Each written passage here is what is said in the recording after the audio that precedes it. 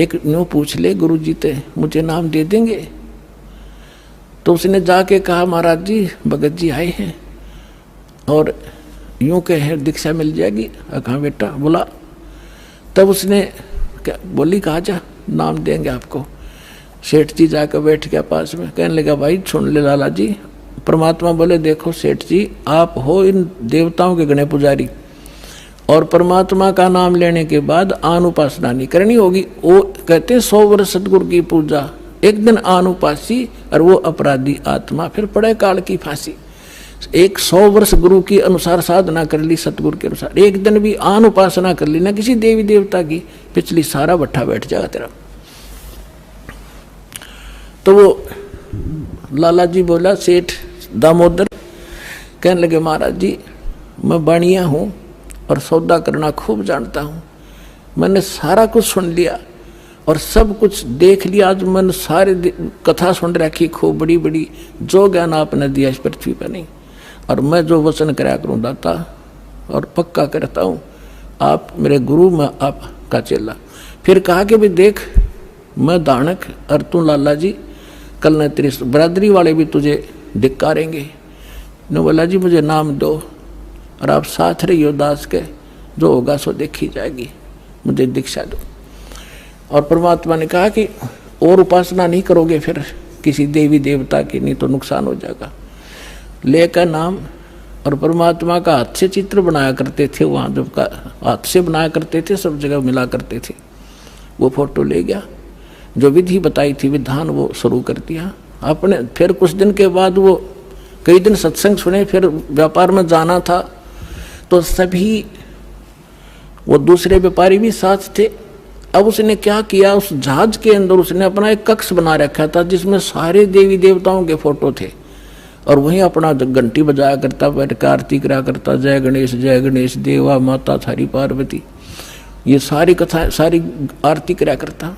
अब उसने क्या किया, जाके पहले सारी मूर्ति उठाई और समुद्र में जहाज उठाए, समुद्र में जल प्रवाह कर दी और एक फोटो परमात्मा कबीर जी का लगा लिया। अब दूसरे जो थे वो लाला जी, उन्हें देखा रहे दामोदर ये देवी देवताओं के फोटो कहाँ गए।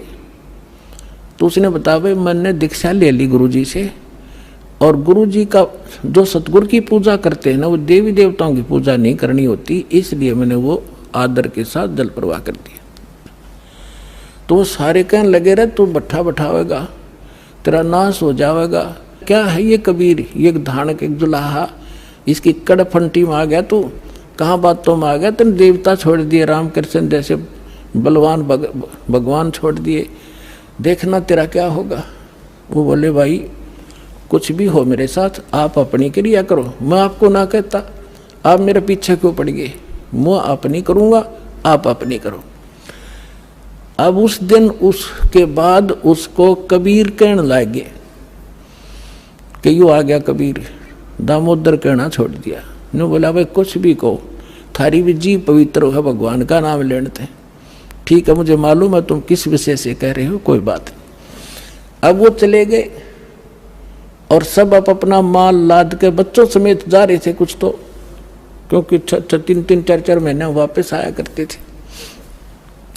जब वापस आ रहे थे पूरा माल लाद के और बीच में जब आ लिए समुद्र के, एक भयंकर साइक्लोन उठा, तूफान, समुद्री तूफान 30-40 फुट ऊंचा होकर और इतनी 200 किलोमीटर प्रति घंटा की स्पीड से चला करता, जहाज का तो निशान भी ना पाओ उसमें कित पड़ा है। और देख लिया उन भी, क्योंकि छोटे मोटे तूफान कई बार ऐसे होते थे, वो उनको पता था ऐसी स्थिति थी बहुत भयंकर होती है। उन्होंने देखा तूफान उठ गया भाई, शाम का समय था, बिल्कुल सूर्यास्त होने वाला था। अब इतना भयंकर तूफान उठा, उन्होंने देखा कि वो तब हो गया, काम बिगड़ गया। और तो थोड़ी बहुत तूफान दूर था, समुद्र में हलचल पहले शुरू होगी और जहाज डगमग करने लगा जो बुरी तरह। अब सारे अपने अपने देवता ने याद करें, कोई राम ने, कोई कृष्ण ने, जो भी जिसका इष्ट था, और दामोदर शांत बैठे। अब सब घबरा रहे थे, घिघी बंदगी, बच्चे मरे, सारी संपत्ति का नाश हुआ था। तो वो कहने लगे दामोदर आप क्यों नहीं अर्ज करते अपने गुरुजी से कि मैं क्या करूँगा, मेरा गुरुजी तो गरीब सा व्यक्ति है मेरे भगवान, और आपके इसे ताकतवर भगवान जिन्हें पहाड़ तक ठा लिए, आप बच्चों जोड़ा मैं बच जाऊँगा, आप कर लो अपनी अर्ज। जब उन्होंने देखा कोई जतन काम नहीं कर रहा, उनमें एक वृद्ध लाला जी था, नो क्या कर भाई, क्या अगर सतगुरु का भगत तगड़ा हो से आप एक वे अर्ज कर दो। ने बोला तुम बैठ जाओ, कदे बीच में फिर नो को महाराणे ने सुन ली थी, अग बैठा को नहीं जाता, तू कर लिया रजम बंद हो जाते। तब दामोदर ने कहा था, हे परमात्मा आपका ज्ञान समझ में आ गया, और मैंने आपकी महिमा इनका आगे घड़ी गा रखी है, और दाता मुझ नीच के, ठीक है आप तो समर्थ हो, सक्षम हो, कुछ भी कर सकते हो, अगर आज कोई उकचुक होगी मुझ नीच के कारण होगी, मेरे में कोई त्रुटि होगी, मैं आपकी मर्यादा ठीक नहीं कर पाऊंगा, हे परमात्मा आपकी बेइज्जती का कारण ये दास बनेगा। न्यू कह के बेहोश हो गया, हृदय से पुकार के इस बात ने सोच कर मैं तो बहुत क्या करता, परमात्मा न्यू कर दिया, उसका न्यू कर दिया, उसके ऐसे कर दिया। इतने समय में अंधेरा हो गया, रात के 8-9 बज गए और चांदनी रात्रि थी। तूफान ऐसे बैठ गया जैसे छाड़ा सा वहीं का वहीं, न्यू का न्यू धरती में।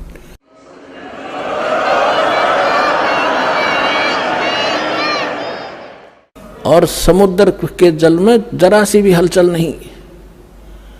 अब उस दामोदर को पानी के छींटे छाटे मार के मुंह पे होश में ले आए।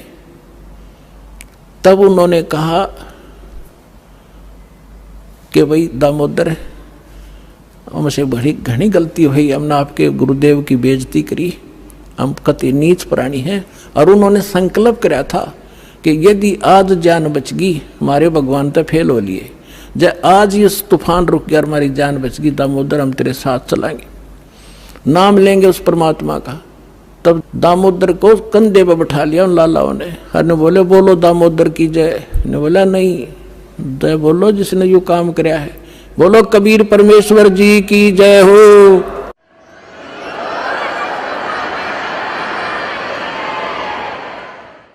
अब उधर से परमात्मा उसी दिन रात्रि में सत्संग कर रहे थे 7-8 बजे सी, और सर्दियों का मौसम था। अब कुछ भक्त सामने आसपास बैठे थे, एकदम परमात्मा ने क्या किया, ऐसे मुंह पर करनो हाथ फेर कर ऐसे झटका दिया, आसपास के बैठे भक्तां के छींटे लगे। उन्होंने सोचा भाई पसीने कैसे आगे सर्दी में, गुरुजी आपके पसीने आगे?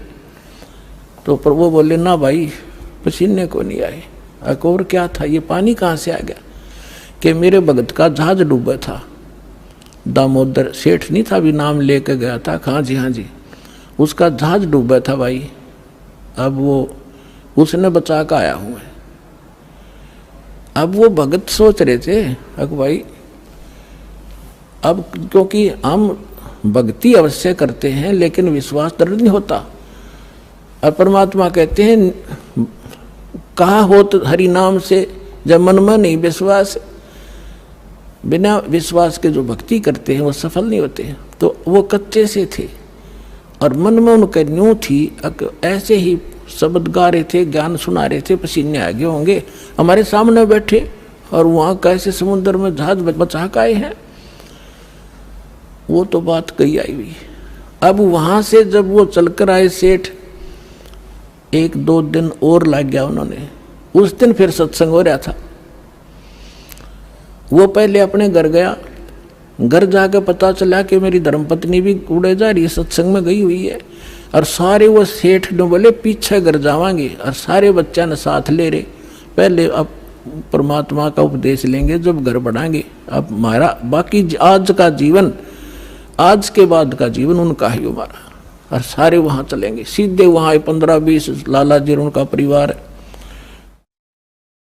अब क्या हुआ, अब उधर सत्संग चल रहा था, वही भक्त मिले जुले से वो आया करते उस क्षेत्र में, तो सारे वही बैठे। और पीछे तय क्या हुआ, वो सारे के सारे जाकर बाहर खड़े हो कहने जय हो पाबंदी छोड़ कबीर साहब की, जय हो भगवान कबीर साहब की। परमात्मा बोले रे बाहर कौन शोर कर रहा पता कर काइयो। अब जो ही वो बाहर गए भगत पता करने आंगन से बाहर, तो उन्होंने देखा दामोदर को, वो सब जाने थे क्योंकि वो आते जाते थे सत्संग में। तो उन्होंने आकर बताया जी दामोदर सेठ आ रहा है और उसके साथ और कई लाला जी हैं, सेठ हैं, और आपका दर्शन करना चाहते हैं। बोला बुला लो भाई, क्या बात होगी। वो सारे आगे चरणा में अपने दंडोत प्रणाम करें। हे भगवान, आपने दया कर दी, हमारे जीवन रक्षा कर दी। परमात्मा, हमसे बहुत भूल हुई, हमने बहुत गलती की, आपके भगत को बहुत सताया, टॉर्चर किया, इसको माफ़ करो हम अपराधियों को। भगवान, आपने हमारी जान बचा दी, हमारा जहाज डूबता आपने बचा दिया। परमात्मा बोले क्या कह रहे हो भाई। और परमात्मा चाहते थे जिनका मन में शंका थी, वो उनका भ्रम निवारण करने के लिए एक सच बताओ, सारी कहानी क्या हुआ था कि भगवान ऐसे ऐसे हो गया था। हमने अपने सारे जंतर मंतर कर लिए थे, कोई राहत नहीं मिली। फिर हमने आपके भगत से आराध करी थी, इसने आपको पुकारा के मंत्र पढ़ा यू दाने, यू बेहोश हो गया आपको पुकार के। तब कहा बेटा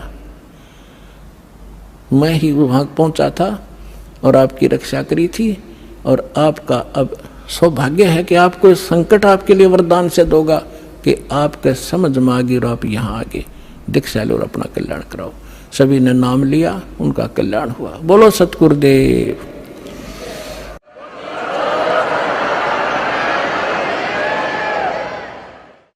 दामोदर सेठ के हुए थे अकाज, अर्ज करी डूबता देखे जहाज। दामोदर सेठ के हुए थे अकाज, अर्ज करी डूबता देखे जहाज।